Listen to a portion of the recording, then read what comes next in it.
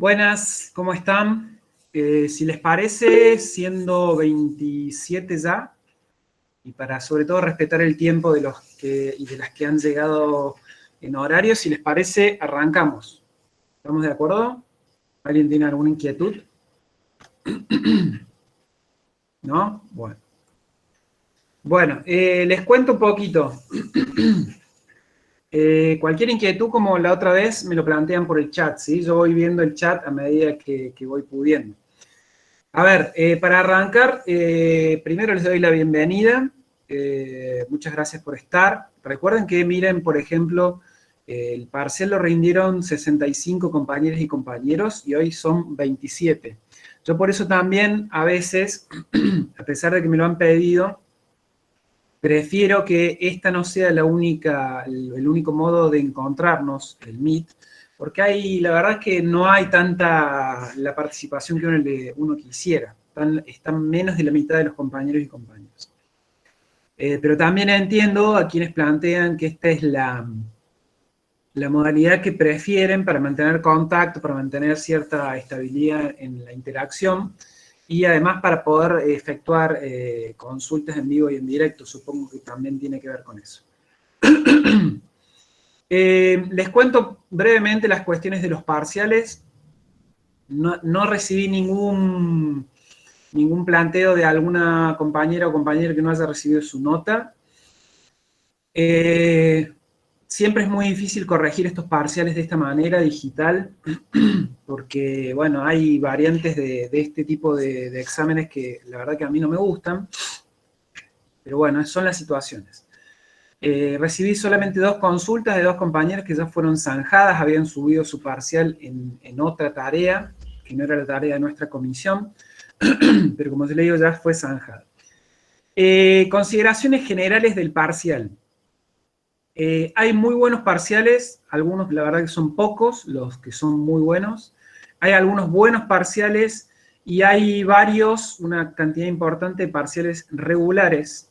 Sobre 65 parciales presentados, 17 compañeros y compañeras no aprobaron, es decir, que van a tener que participar del recuperatorio que se va a realizar el próximo martes con la misma modalidad que tuvimos en este examen. Vamos a subir una tarea con un tiempo determinado, con el filtro de que puedan participar solo aquellas personas que son parte de esta comisión. La verdad es que, en términos generales, lamentablemente hubo mucha copia en el parcial, muchos compañeros y compañeras que se copiaron entre sí. Hay algunos casos de esto que la verdad que son muy aberrantes, porque es muy obvio, se han copiado hasta los errores de redacción, pero también fue muy evidente, chicos y chicas, que corrieron los ejemplos del análisis del audio para todos lados. Supongo que obviamente por WhatsApp o la vía que haya sido, no importa. Hubo una gran cantidad de gente que puso los mismos ejemplos en el análisis del audio, y la verdad que es desalentador, es bastante desalentador que se lo tomen de ese modo, porque en definitiva nosotros ni somos policías, ni ustedes están tratando de burlarnos o de burlar las reglas de la universidad para llegar a no sé dónde, porque ustedes pueden tener el título mañana y no entender nada, como hay un montón de gente que está en esas condiciones. Entonces, un poco, si bien nosotros vamos a cambiar el recuperatorio, las convino a que tomen esto de otra forma, porque la verdad que venir acá para ganarse un parcial sin haber aprendido nada, no tiene demasiado sentido. Yo entiendo que hay cosas que son difíciles, más en esta modalidad, pero les propongo que vengan y que cursen para aprender, no para probar zafando, no para probar copiando. Nosotros yo no me voy a poner en policía y tampoco me voy a poner a controlar parcial por parcial. Obviamente hay cosas que son demasiado evidentes y bueno, eso tiene consecuencias, que hasta ahora solamente la consecuencia es que están desaprobados esos compañeros y compañeras que se copiaron integralmente preguntas. Eso en términos generales. El recuperatorio va a tener una modalidad similar en cuanto al tipo de consignas.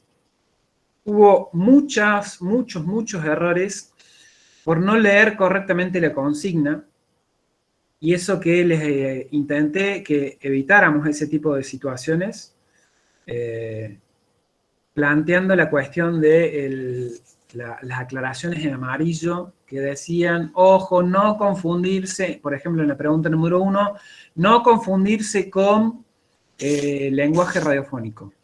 Yo le diría que el 70% se confundió con lenguaje radiofónico y en vez de desarrollar oralidad radiofónica, desarrollaron lenguaje radiofónico. Por ejemplo, mucha gente puso en la número 1 que caracterice la oralidad radiofónica, que era de bajo costo. Y eso es una característica de la radio en sí mismo, del lenguaje radiofónico. Entonces, me parece que ahí hay que estar un poquito más atentos y atentas en cuanto a las consignas, ¿sí? Hay que estar un poquito más atentos y atentas en cuanto a las consignas, porque si no, vas a ir sucediendo este tipo de errores, ¿sí? No sé si alguien, o algunos o algunas quieren plantear alguna cuestión con respecto al parcial, si les pareció difícil, si les pareció fácil, si vieron este tipo de... Yo, profe, buenas tardes. Diga, ahí está, justo. A mí personalmente el tiempo no me alcanzó. Realmente de los que hice, usted me puso que la primera estaba bien, excepto eso de que me confundí con el lenguaje radiofónico. La 2 estaba incompleta, pero no llegué a hacerla. La 3 hice lo que pude y me puso que estaba bien, y la 4 la hice y me dijo que estaba bien. De todas formas lo desaprobé al parcial, pero realmente no llegué a hacerlo. El tiempo fue muy corto para la cantidad de videos y audios que había que escuchar. A mí me pareció muy poco el tiempo. No solo el resto de los compañeros. Bien. Profe, Diga, Mili. buenas tardes, Hablen a ¿cómo le va? lo que quieren plantear con respecto al parcial ahora, así lo podemos charlar y pelotear un rato ahí. Dale. Sí, ¿cómo le va? Yo le ¿Cómo va? quería decir que, bueno, en particular, yo no he copiado en el examen, pero tengo, digamos, la misma, por la misma situación de la compañera que habló recién.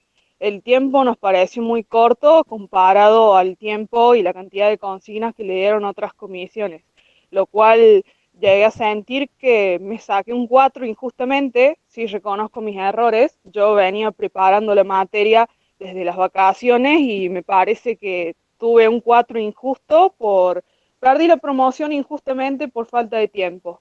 Y le quería preguntar si no hay alguna posibilidad que me pueda tomar algún trabajo o algo que me ayude a subir esa nota. Bien. Ya voy con eso. Si escucho el resto, a ver si alguien más tiene algo para decir. Y vamos respondiendo esas consultas, si les parece. Profe, yo con respecto al punto 1, quería saber si nos podía decir bien cuáles serían los autores que explicaban más oralidad, porque bueno, yo me confundí en eso y me quedó la duda, porque no supe diferenciar y todavía no sé si sé diferenciar, como para tener eso en claro. Bien. ¿Alguien más? Ahí voy respondiendo, ¿sí? Junto varias preguntas y respondo así. Me interesa. Otra cuestión, profe, que le quería decir es que, o sea, a mí personalmente sí tenía la base teórica de la parte 3, pero como no hicimos ningún tipo de ejercicio juntos, o sea, donde pudiéramos identificar, como cuando llevé la práctica no supe qué hacer, o sea, lo teórico lo tenía súper bien planteado, pero cuando tuve el audio ahí no sabía qué hacer porque no tuvimos como la parte práctica de practicar con algún audio, entonces fue muy difícil en el momento encontrarse con todo eso. Bien.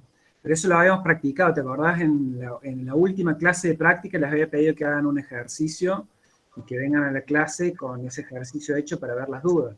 No sé si Sí, eso me acuerdo. De hecho, yo lo hice el ejercicio y después lo planteamos y lo estuvimos trabajando, pero cuando lo tuve ahí como que tenía mucho teórico y la práctica como que en el momento era como en ese audio encontrar un montón de cosas, como que el audio tenía todo lo que había que buscar y no llegué a encontrarlo, o sea, sobre que el tiempo era corto como que me faltó práctica. Bien. ¿Alguien más? ¿No? Bueno. Voy respondiendo. Cuestión de tiempos. El tiempo que tuvieron fue más que las otras comisiones. Yo di media hora más que las otras comisiones.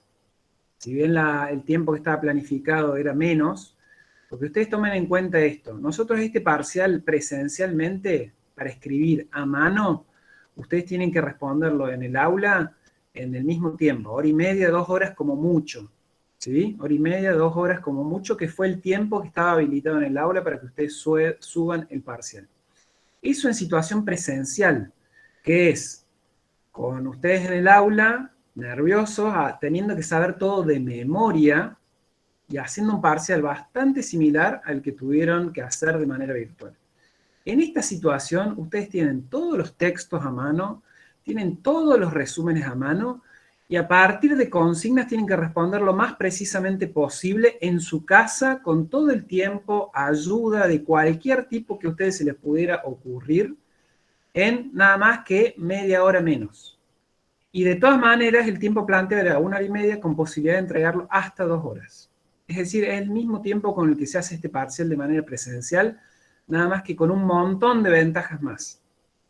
Entonces, la verdad que no me parece que haya sido un problema el tema del tiempo. Ustedes pueden decir, no me alcanzó, y yo no sé cómo llegó cada una de ustedes o cada uno de ustedes al parcial.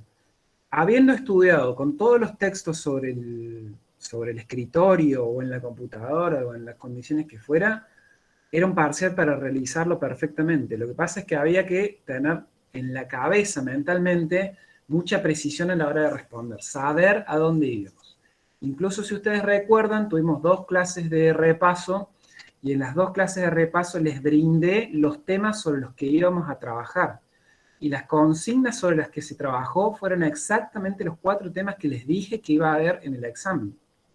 Incluso en la pregunta en la que todos o muchos se equivocaron, que era la oralidad, les dije especialmente en la primera y en la segunda clase de repaso que tuvieran muy en cuenta el tema de la oralidad y la oralidad secundaria. No sé si me estoy equivocando o estoy diciendo algo que no sea cierto. Entonces me parece, yo entiendo las condiciones de cursado, entiendo las dificultades, pero también a ustedes me parece que estaría bueno que se pongan en nuestro lugar y evalúen todas las condiciones favorables que ustedes tienen para hacer este examen.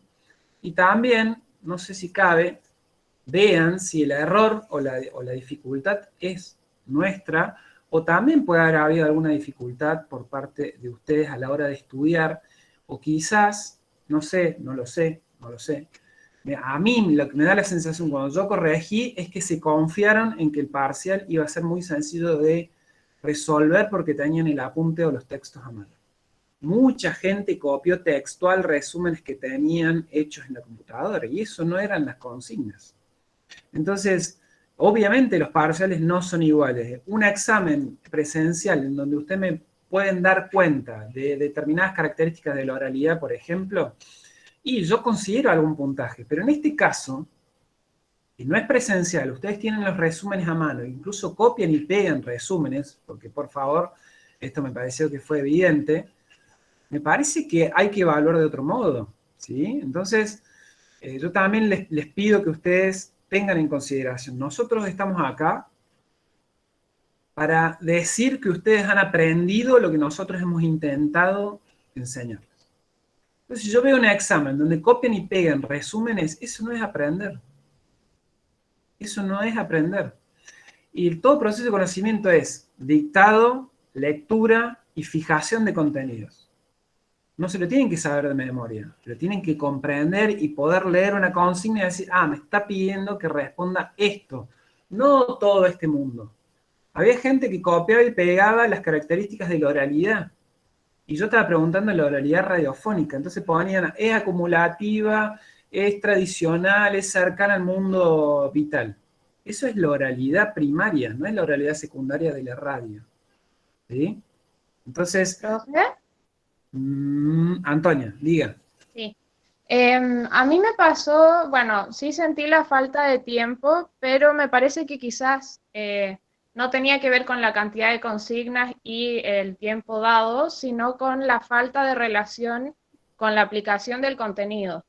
O sea, yo reconozco que sentí que el parcial me demostró que no me ha apropiado de los contenidos de la forma correcta. Y siento personalmente que eso tiene que ver con la manera en que venimos cursando Y reconozco que es algo que nos tenemos que adaptar tanto alumnos como profesores, pero en ese sentido el primer cuatrimestre sentí que tuve mucha teoría y puedo ver los videos, pero no hay como una profundización en el conocimiento o en poder llevar esa teoría a la práctica. Me parece que ahí fue donde sentí como la brecha para llegar a rendir un buen parcial. Bien, bien, entiendo el planteo y es cierto, nosotros somos una materia taller. Un taller es un espacio concreto donde nosotros esta materia la cursamos produciendo todo el tiempo. Las clases en general son media hora, 40 minutos de teórico y después todo el resto de la hora es trabajar sobre textos con que ustedes escriban, con que ustedes analicen. Cuestiones que en esta modalidad son muy difíciles de llevar a cabo.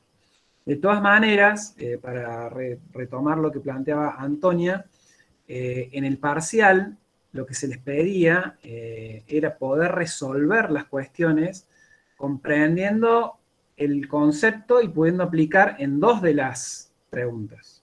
Pero en la 1, que la mayoría, como les digo, el 70% respondió incorrectamente, ahí no había una cuestión de aplicación. Entonces me parece que puede ser, como plantean Antonia y María Sol, que efectivamente sea más difícil este parcial porque no hemos tenido la práctica que hiciera falta. Tratamos de resolverlo con las 2 clases anteriores de repaso. Quizás no alcanzó, es probable, pero para una mitad del curso alcanzó. Entonces, ahí es complicado para nosotros evaluar bien qué es lo que pasó. Yo creo que todo funcionó para que este tipo de errores, sobre todo los de aplicación, en la pregunta número 2, que es donde más se vio la dificultad para aplicar conceptos, al momento de corregir no fuimos tan exigentes como podríamos haberlo sido en la 2, ¿sí? En la 1 si copiaban y pegaban resúmenes, sí, obviamente, porque no estaban ni siquiera respondiendo a la consigna. En la 3, cuando era evidente que habían retomado ejemplos que habían circulado por grupos de WhatsApp, tampoco lo consideramos mal, a pesar de que era evidente, porque les diría que de 65, no sé, 30 pusieron los mismos ejemplos. Y eso, obviamente, no es coincidencia. Eso es que se copiaron los ejemplos o se pasaron los ejemplos. Entonces digo, tuvimos la mayor y la mejor predisposición para corregir, pero tampoco podemos validar y acreditar conocimientos que no están.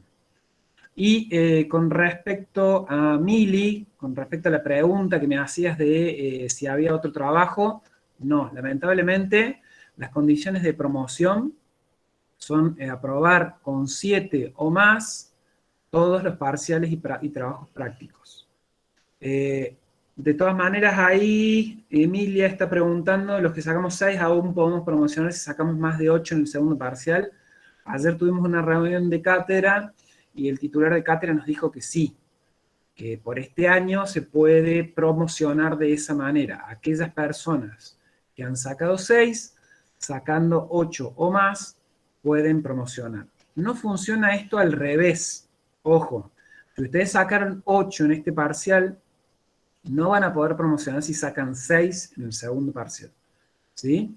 Y después, acá hay otra pregunta de Mica. Profe, buenas tardes, una consulta en el apunte general está el eje 1 y el 2, puede ser que el eje 3 no esté, o puede estar mal impreso. Ya lo voy a revisar, supuestamente está. De todas maneras, lo que sí está es la cuestión del lenguaje radiofónico, que es todo el eje 1, y está la cuestión institucional. De todas maneras, yo voy a ir subiendo todos los textos que vayamos viendo en las clases.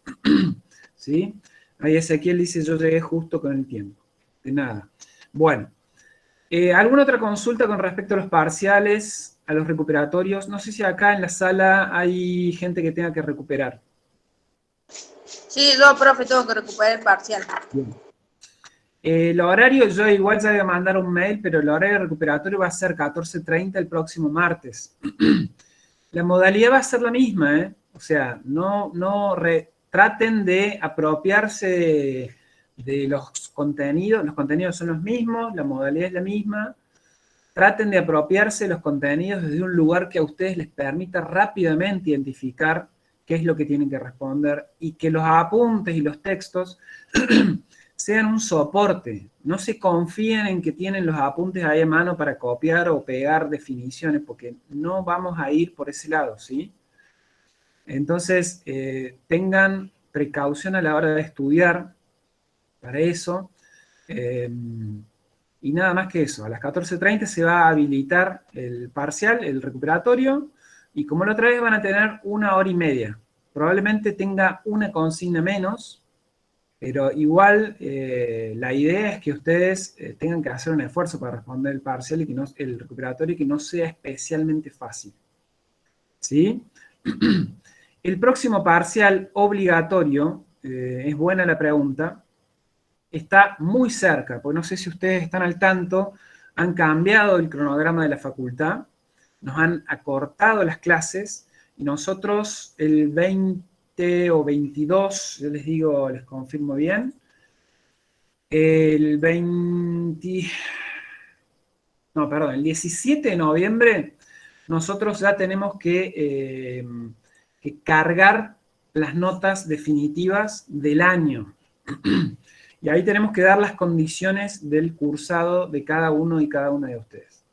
Es decir, que nosotros para el 17 de noviembre ya tenemos que haber tomado el parcial y tomado el recuperatorio del segundo parcial. ¿Sí? Por eso ayer estuvimos planificando los tiempos de lo que resta del año, y la verdad es que nos quedan muy pocas clases. Básicamente, para que ustedes se hagan una idea, solo nos quedan las clases de octubre. Que nos queda esta y 3 clases más. Nosotros a finales de octubre les vamos a dar, les cuento cómo es el segundo parcial rápidamente. El segundo parcial es un parcial domiciliario, obviamente, con tiempo determinado, y lo pueden hacer de manera grupal con anticipación. Pero demanda mucho trabajo. Es decir, nosotros les vamos a dar con 15 días de anticipación la guía del parcial, y ustedes aproximadamente el 3 de noviembre van a tener que entregar el trabajo por escrito de manera grupal. Y entre el martes 3 y el martes 10 de noviembre, así de esta manera virtual, vamos a poner, cada grupo va a tener que defender el trabajo. Yo voy a haber leído el trabajo, va a ir pasando cada grupo en distintos horarios, y van a tener que defender el trabajo. A partir de esa defensa y la lectura previa del trabajo, yo les voy a poner una nota individual a cada uno de ustedes. ¿Por qué esto es así? Porque el trabajo es grupal, pero la nota es individual. Es muy común que en estos trabajos grupales haya algunos o algunas que trabajen, que hagan todo, y después el resto no hace nada. Entonces la defensa está orientada a que ustedes puedan dar cuenta que conocen de qué va el trabajo, que entienden los conceptos y que lo han hecho efectivamente. ¿En qué consiste el segundo parcial? Básicamente en un análisis enunciativo, que es lo que estamos viendo desde la clase pasada, desde la anterior en realidad. Van a tomar una radio de un listado que nosotros les vamos a dar, van a escuchar al menos 2 programas de la mañana de esas radios, que son los programas centrales, y a partir de la escucha de esos 2 programas van a hacer un análisis enunciativo para describir y analizar de qué manera se construyen los destinatarios y de qué manera se construyen los enunciadores, y qué características tiene esa radio y ese programa que ustedes están analizando. Eso es básicamente lo que van a trabajar para el segundo parcial. Por eso es importante, por eso les decía en la clase pasada, que es importante que entiendan y comprendan muy bien todo lo que es la dimensión enunciativa, que es lo que estamos trabajando, ¿sí? Yo les había pedido un ejercicio para la clase pasada, no sé si algunos de ustedes o algunas de ustedes lo alcanzaron a realizar. ¿Alguien lo pudo hacer? Antonia dice, ¿nos puede facilitar más ejercicio de aplicación para preparar el próximo parcial? Sí, justamente. En parte, el trabajo que yo les di la clase pasada tiene que ver con esto. ¿Lo pudieron hacer? Sí, no, más o menos. No. Acá hay solo... Sí, yo lo hice, Bien, pero lo estoy buscando. 31 no. Bien. Acá sí, me costó escribir un texto. Sí, ¿cuándo va a ser el próximo parcial? Candela, no sé si acabas de llegar. Acabo de decir, el próximo parcial va a ser domiciliario y lo van a tener que entregar, si no me acuerdo mal la fecha, el 3 de noviembre. Les voy a dar las consignas 15 días antes, ¿sí? ¿De cuántas personas se puede el grupo? 4/5. 4/5, no más que eso. Pero lo importante de todo esto, chicos y chicas, es que lleguen sabiendo lo que vamos a ver en octubre y todo lo que es el análisis enunciativo. Profe, una pregunta. Lo que recuperemos el parcial la semana que viene, supongamos que no va mal. No hace falta que hagamos el último parcial, como quedamos libre, ¿no? Vamos a ponernos optimistas. ¿Te va a ir bien o no? Sí, yo calculo, sí, pero por las dudas pregunto. Es así. Espero que nadie quede en esa situación, pero bueno, es una posibilidad concreta. Si vos desaprobás un parcial, ya quedas libre. Desaprobás el parcial, desaprobás el recuperatorio, quedas libre. Pero Ahora, bueno, si apruebo en esta materia y en la otra la promociono, o sea, en producción lo promociono, ¿solamente tendré que rendir esta materia libre? O sea, esta parte de la materia libre o tengo que recursarla. no sé qué estableció Marta. Lo que en general se hace, Marta, que es la titular del área de producción, digo, ¿no? En general lo que hacemos es sostener las promociones y pueden rendir solo la parte que no aprobaron. ¿Entiende? Sí, profe, se entiende. Intentemos no llegar a esa situación, porque tampoco es tan complicado. Realmente es una materia que es complicada prepararla libre, no está bueno, es anual, es mucho contenido, es difícil, entonces, digo, está buena por lo menos intentar regularizarlo. Bueno, viendo que hay muy poquitos que han podido hacer el trabajo, lo que les propongo es ir rápidamente a la segunda parte de la dimensión enunciativa. Y que trabajemos para la clase que viene sobre esto, ¿sí? Si les parece, vamos a compartir, a presentar ahora.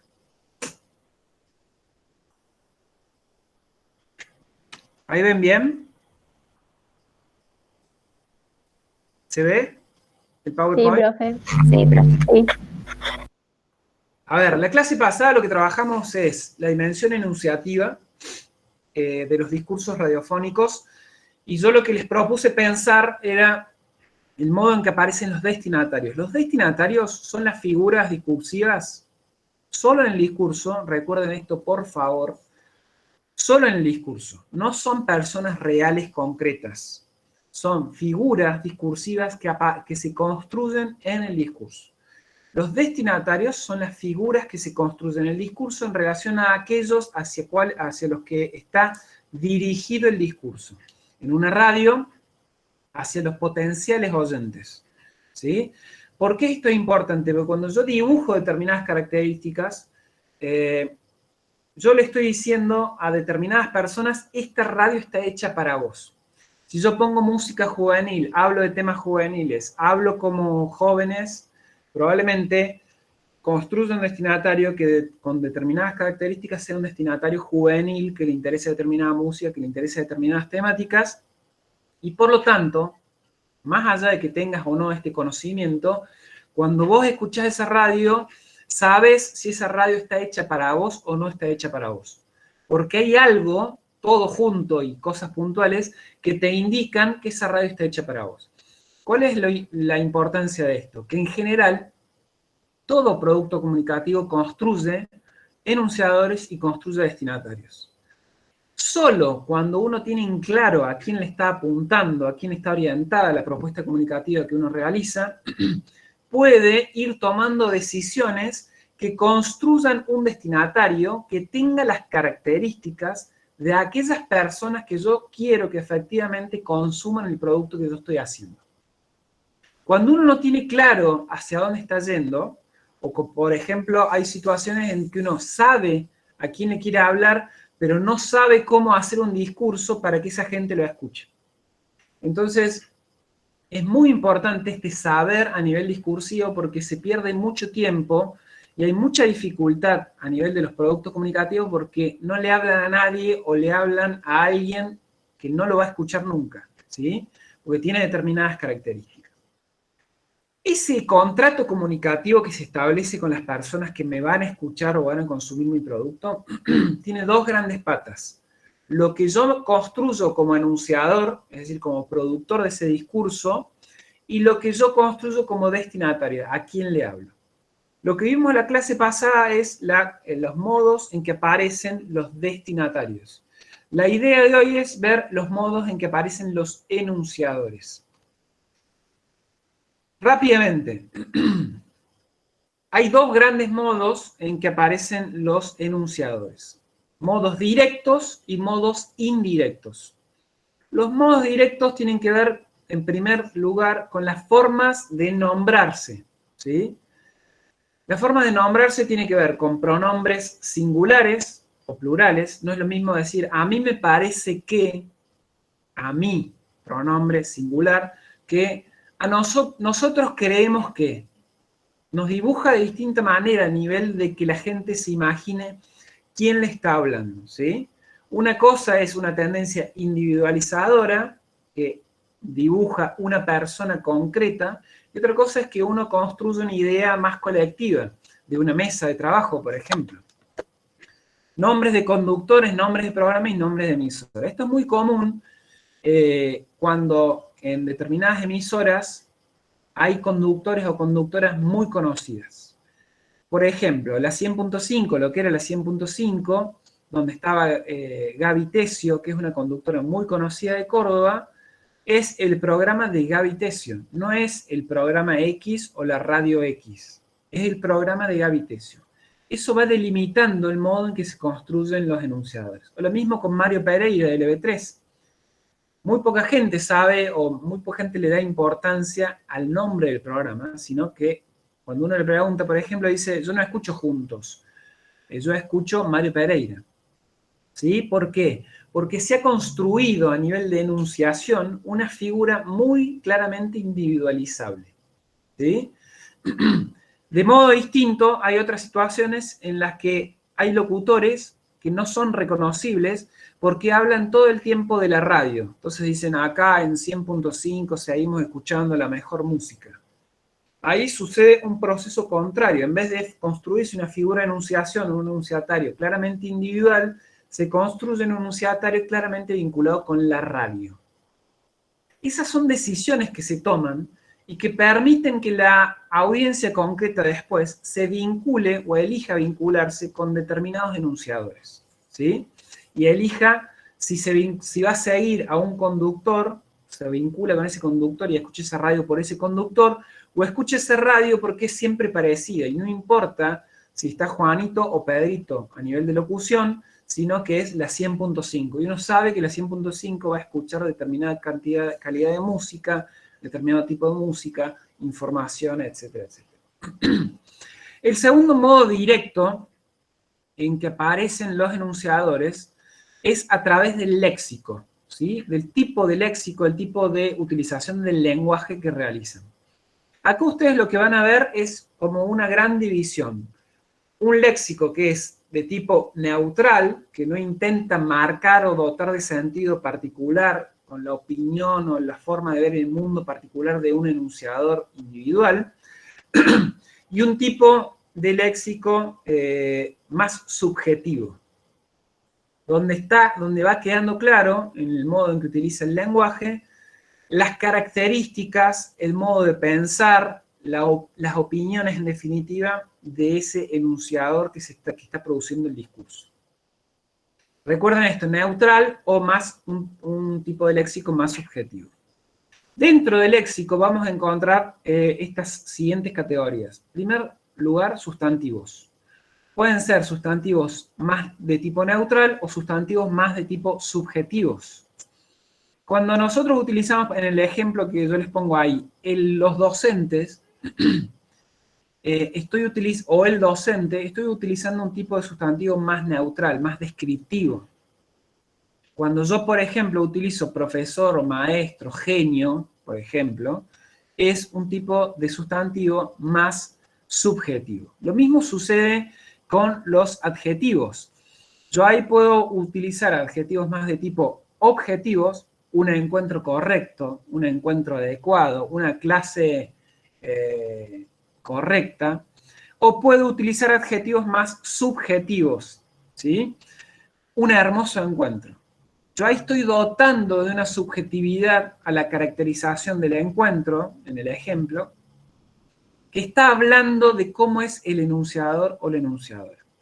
Hay en adjetivos, y esto lo tiene en el texto que está en el aula virtual, que ya se lo subí la clase pasada, en tipos de adjetivos subjetivos van a encontrar adjetivos afectivos y adjetivos axiológicos.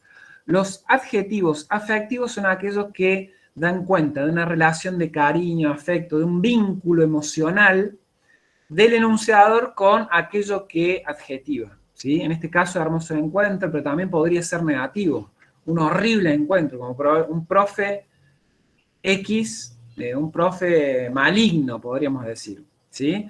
De lo que da cuenta la afectividad es de un vínculo individual, que no es solamente descriptivo, sino que yo estoy dando cuenta de cómo yo me siento con en relación a eso que estoy describiendo, que es para el que sirven los adjetivos.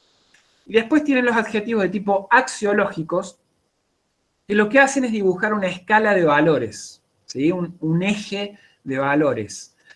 Por ejemplo, ustedes podrían decir, tal profe es peor que tal otro profe. Eso no es objetivo, ¿sí? Es una valoración que ustedes están estableciendo. Los siguientes modos directos que tienen que ver con el léxico son los verbos, que también hay verbos más objetivos y verbos más subjetivos.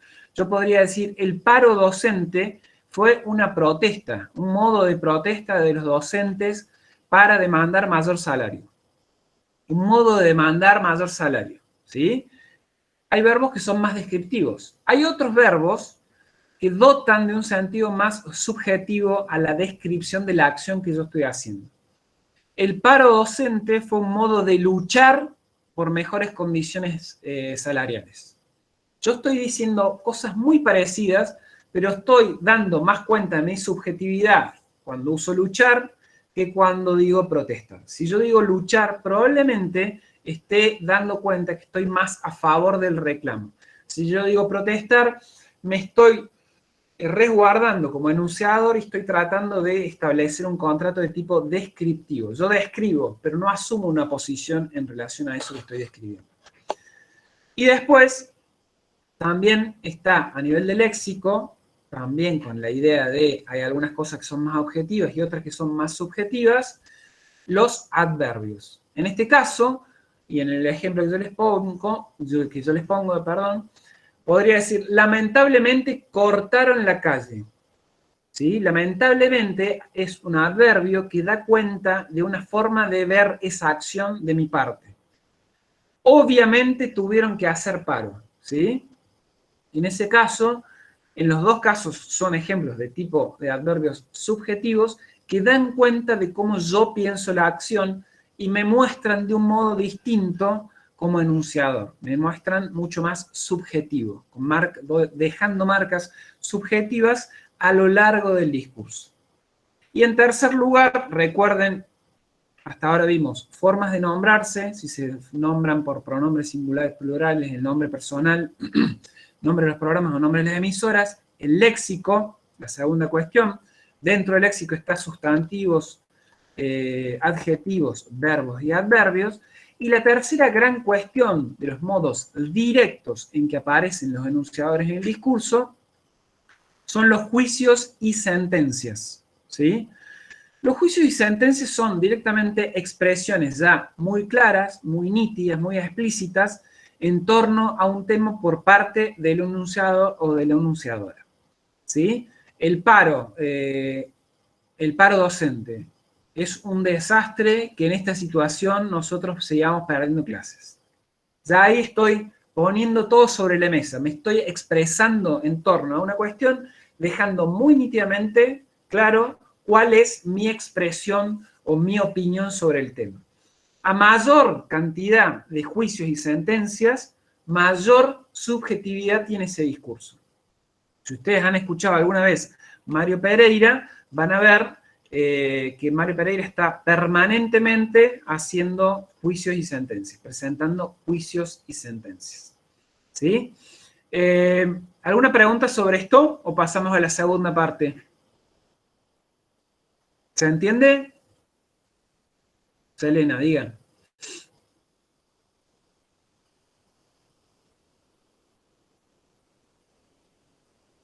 Bien. Bueno, entonces hasta ahora lo que hemos visto es el modo directo en que aparecen los enunciadores en el discurso. Lo que les propongo ahora es ver los modos indirectos. Esto es un poco más complejo, pero igual es algo que le vamos a pedir que analicen a la hora del segundo parcial, ¿sí? Lo que vamos a ver acá son dos grandes estrategias que nosotros les llamamos estrategias enunciativas. Es decir, el modo en que aparecen los enunciadores a lo largo del discurso.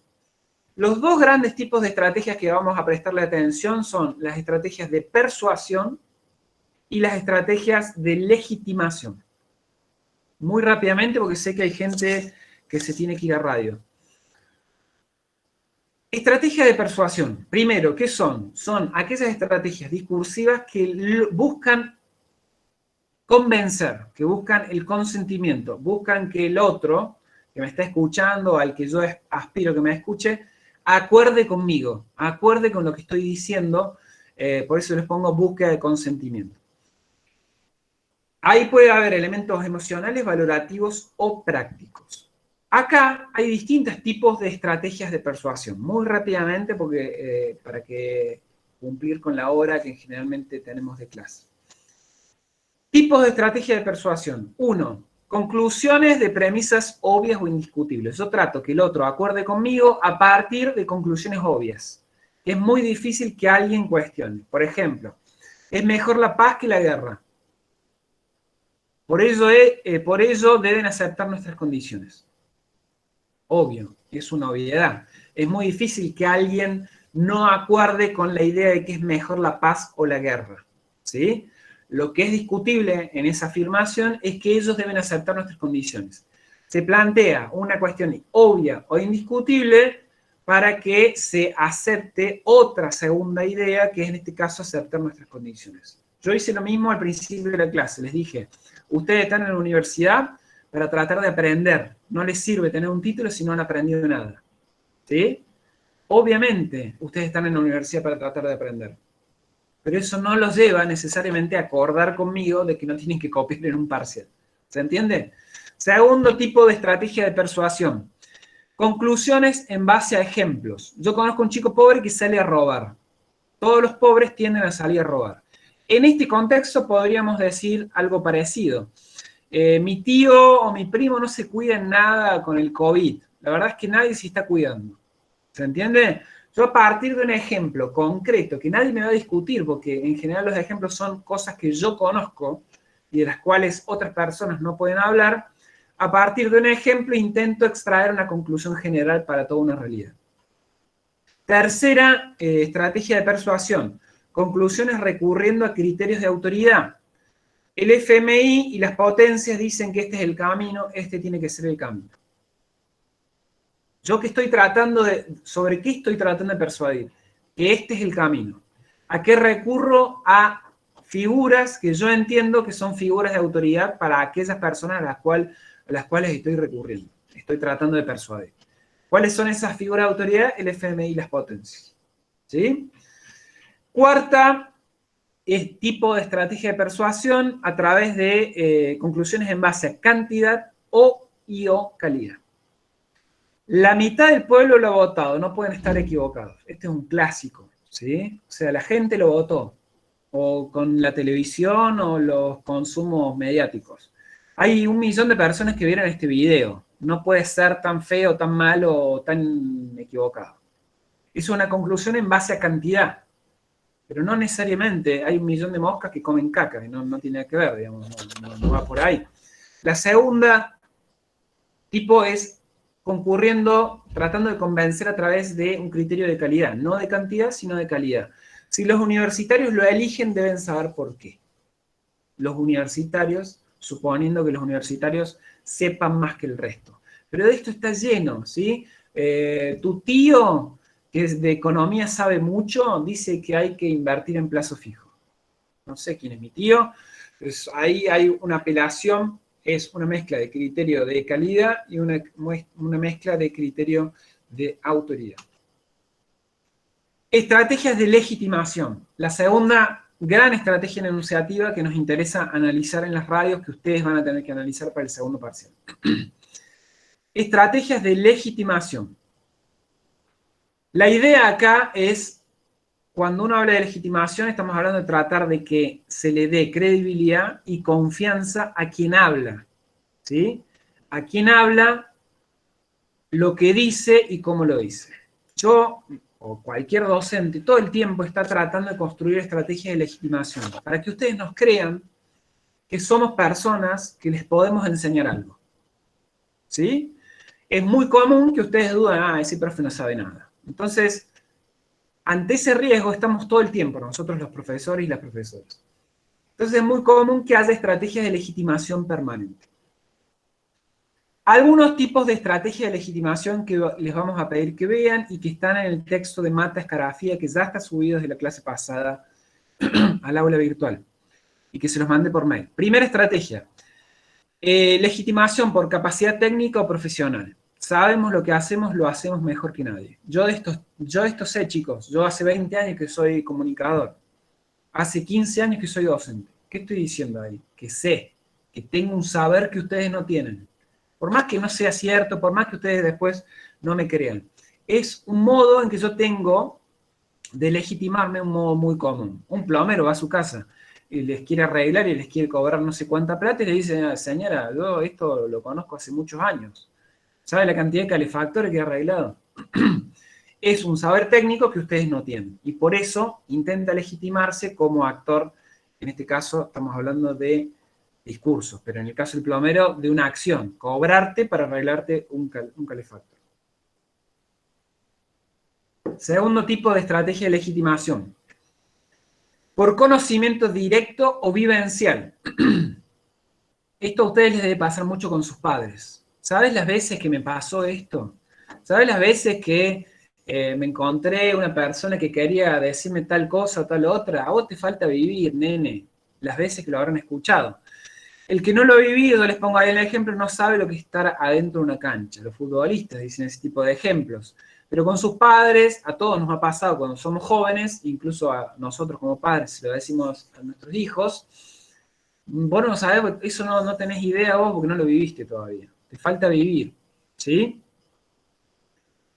Tercera estrategia de legitimación, por derechos que le asisten. Yo tengo derecho a estar acá. Yo me gané el derecho a decir esto, o a hacer tal cosa, o a hacer tal otra. Son todos artilugios o modos de construir discursivamente una situación, ¿sí? No quiere decir que sea la verdad. No quiere decir que sea la verdad. La verdad y lo que se construye a nivel discursivo no necesariamente va siempre de la mano. Cuarta estrategia de legitimación. Por éxito o reconocimiento social, público, cultural, etc. De vuelta, se legitima un sujeto o una organización porque es reconocido o porque tiene o ha alcanzado cierto nivel de éxito acordado socialmente. Es muy común en radio decir la emisora más escuchada del país. ¿Qué están diciendo ahí? Somos mejor que otras. Sabemos lo que hacemos porque la gente nos elige. Tenemos éxito. Tenemos éxito, somos buenos. ¿Sí? ¿Se entiende? Y la quinta, por tradición o por historia. Desde hace 25 años informando desde cada rincón del país. ¿Sí? Es muy común que se utilicen distintos tipos de recursos o a veces combinando, porque sabemos lo que hacemos, porque nos escucha la mayor cantidad de gente, porque tenemos la experiencia de 25 años. Ahí combinan todas esas estrategias de legitimación para decir nosotros somos los mejores para decirte lo que hay que decirte. ¿Se entendió? ¿Hasta acá? ¿Alguna duda? Acá dice Mica, hay dos consultas, tres, perdón. ¿Otorgarle adjetivos lo hace más subjetivo o no? Dice Selena. Depende del tipo de adjetivos que utilices. Hay adjetivos más neutrales y hay adjetivos que son más subjetivos. Dentro de esos adjetivos subjetivos hay adjetivos afectivos y adjetivos axiológicos. Si yo digo una casa linda, estoy dándole un nivel de subjetividad. Si yo estoy diciendo una casa grande, utilizo una escala de valores. ¿Grande en relación con qué? Es un adjetivo axiológico. Establezco una escala de valores. Acá dice Antonio, el enunciador también existe solo en el discurso. Sí, enunciador y destinatario son solo figuras discursivas. Después están las personas concretas, los conductores. Los conductores, Titi Chabatoni, Gabriela Tesio, Mario Pereira, personas son los conductores. Pero eso no quiere decir que ellos construyan a los enunciadores tal y como son en la vida real. No, casi nunca es así. Ellos buscan construir una figura que sea o que les permita lograr la mayor cantidad de adhesión por parte de las audiencias. Mica dice, una consulta, entonces los modos indirectos son el cual los enunciadores aparecen a lo largo del discurso. Sí, los dos modos son a través del discurso, nada más que las estrategias de enunciación son más indirectas, no son siempre tan claras, sino que van atravesando más ambiguamente el discurso. Mili dice, usar lenguaje técnico para demostrar sabiduría sobre un tema como economía, por ejemplo, ¿también es un modo de legitimidad? Sí, por ahí vos fíjate que tenés dos combinaciones. Una es la legitimación por saber técnico, que puede ser más directo o más indirecto, pero también los sustantivos que usás, los adjetivos que usás, las formas adverbiales. Muchas veces, si ustedes escuchan a los economistas, algunos intentan hablar en difícil para demostrar que saben cosas que el resto no sabe. A los universitarios nos pasa lo mismo. Intentamos hablar difícil, usar sustantivos difíciles, usar adjetivos que no son tan comunes, etcétera, etcétera, para demostrar que tenemos un saber técnico, académico, que no es tan común. ¿Sí? ¿Se entienden esas consultas? ¿Alguna otra consulta? Sí, profe, en el texto habla de más estrategias, habla de estrategias educativas, esas no las tenemos en cuenta. No, yo no las voy a considerar porque no son tan comunes. Ese texto es un texto que fue hecho para radios educativas y comunitarias, donde las estrategias educativas tienen más presencia. En el caso de las radios que ustedes van a escuchar, lo que les voy a pedir para el segundo parcial son estas dos grandes tipos de estrategias. Legitimación, se me fue. Legitimación. Persuasión. ¿Cómo? Persuasión. Persuasión. Son las dos grandes tipos de estrategias que le vamos a pedir que analicen. Bien. ¿Alguna otra consulta?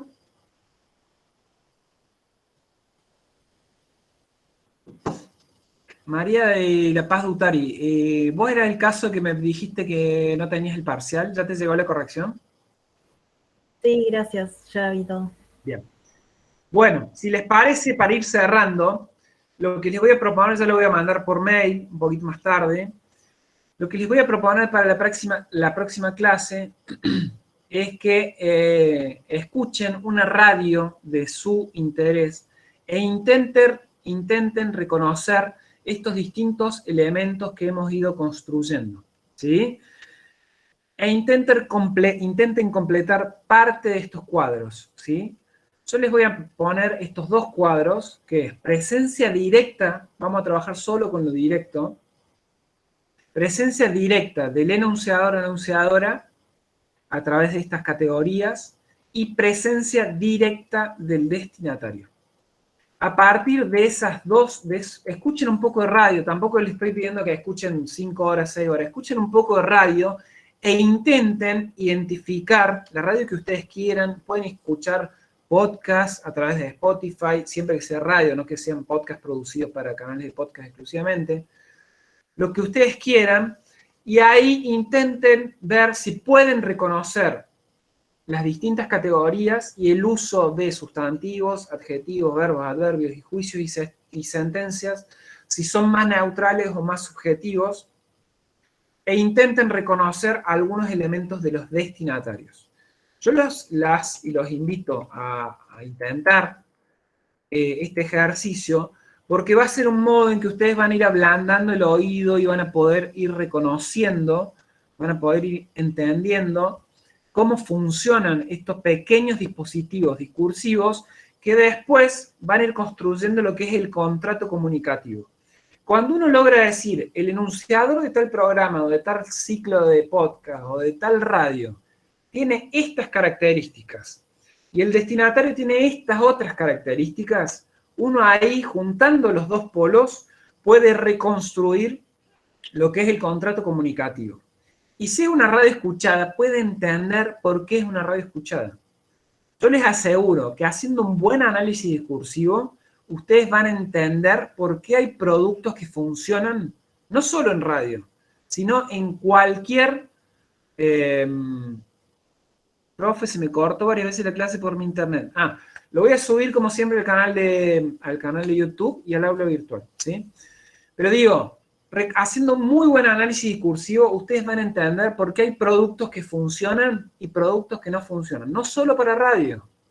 Cualquier producto comunicativo que ustedes analicen, van a poder entender, reconstruyendo enunciadores y reconstruyendo destinatarios, por qué eso funciona o por qué no funciona. Internet, páginas web, redes sociales, televisión, radio, lo que ustedes hagan, no importa qué, si es a nivel comunicativo, y ustedes hacen un buen análisis discursivo, van a entender por qué funciona o por qué no funciona, ¿sí? Acá dice Mica, ¿se podría decir que construyen un alter ego los conductores?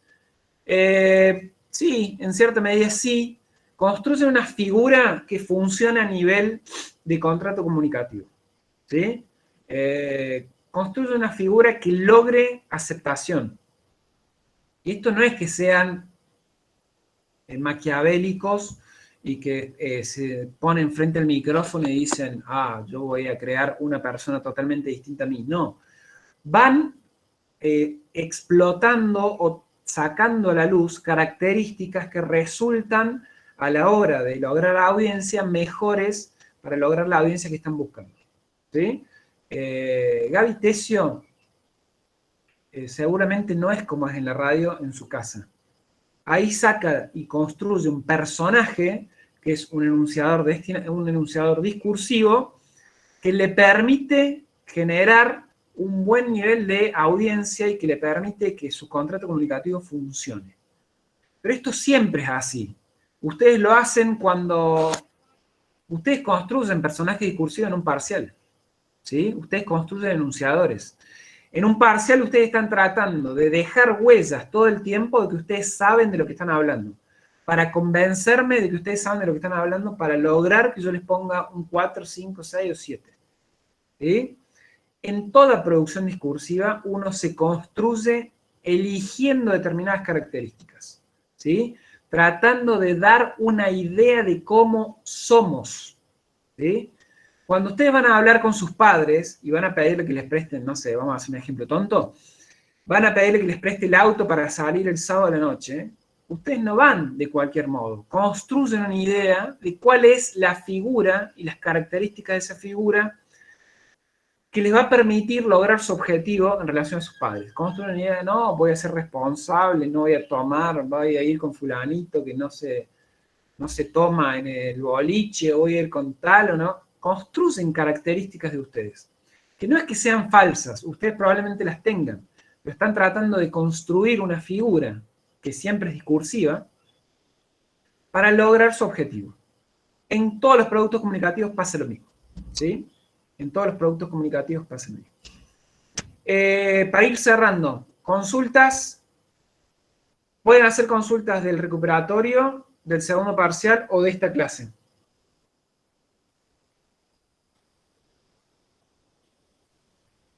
¿No?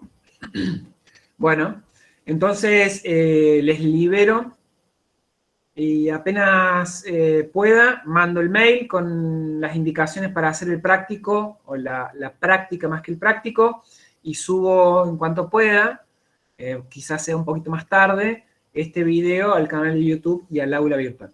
Muchas gracias y espero que se entienda todo lo que les planteé con respecto al parcial. Nos vemos la próxima.